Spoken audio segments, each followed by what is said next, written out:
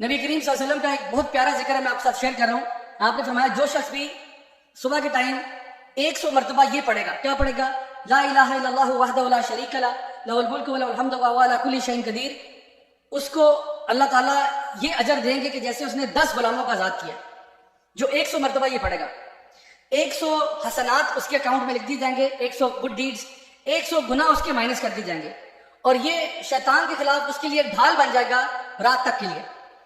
اور فرمایا کہ کوئی بھی کسی کا بھی اس دن کسی کا بھی کوئی نیکی اس کے عمل سے بڑی نہیں ہوگی سوائے اس کے جس نے اس سے زیادہ ذکر کیا ہوگا۔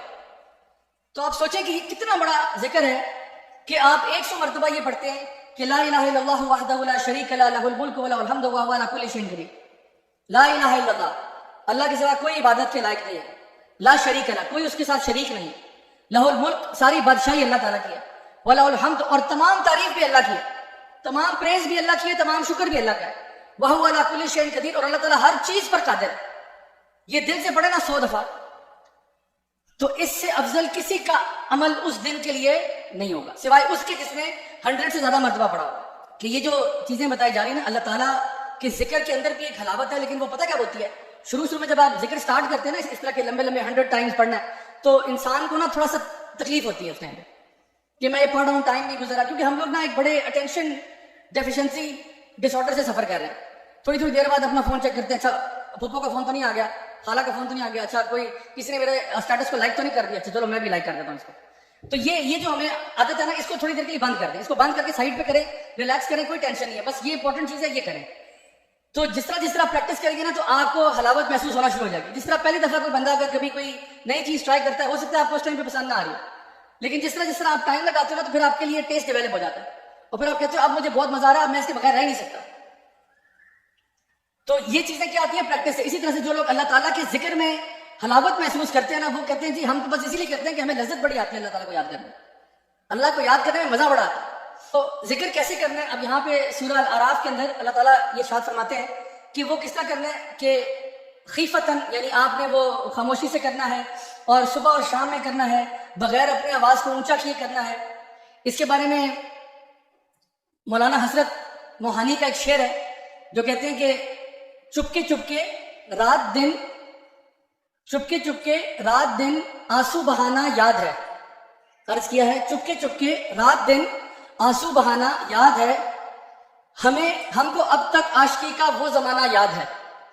اچھا یہ شعر جو ہے نا، انہوں نے اسی آیت کی یعنی شرح میں لکھا تھا کہ وہ یہاں پہ یہ اس کے نا ڈبل معنی ہے کہ چپکے چپکے رات دن آنسو بہانا یاد ہے۔ جب یہاں پہ یاد کے دو مطلب، ایک تو یہ کہ چپکے چپکے رات دن آنسو بہانا مجھے یاد ہے، لیکن اصل مطلب جو اس کا ہے وہی ہے کہ چپکے چپکے رات دن آنسو بہانا ہی تو یاد ہے، اسی کو تو ذکر کہتے ہیں۔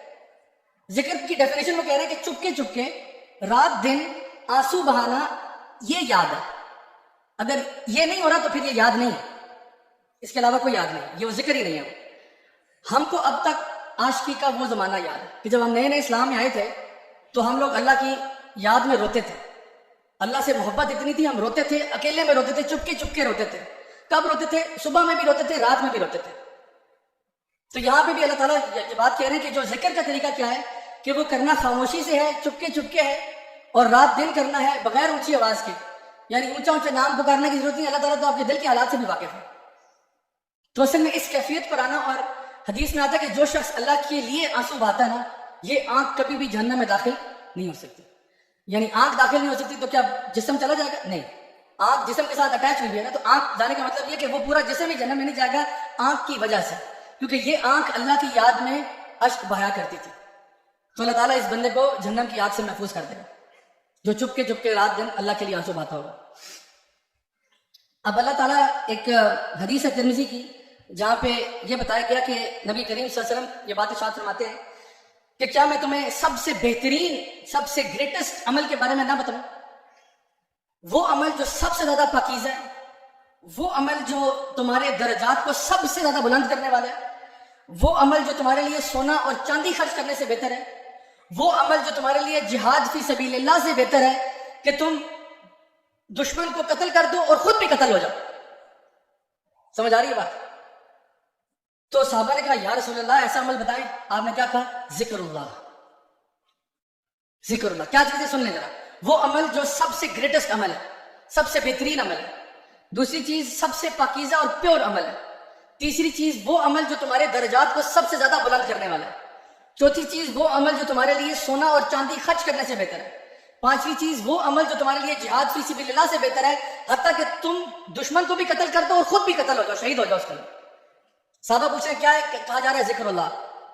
اور عبداللہ بن عباس فرماتے ہیں کہ یہ وہ عمل ہے جو سب سے زیادہ جہنم کی آگ سے بھی بچانے والا ہے. تو چھٹی چیز انہوں نے یہ بھی بتا دی کہ وہ عمل جو سب سے زیادہ جہنم کی آگ سے بچانے والا ہے. اب آپ سوچیں کہ ذکر اللہ کا امپورٹنٹ ہے یا نہیں امپورٹنٹ ہے؟ خود ذرا اندازہ لگائیں کہ اذکر اللہ ذکرا کثیرا. اے ایمان والو ذکر کرو کتنا؟ بہت زیادہ.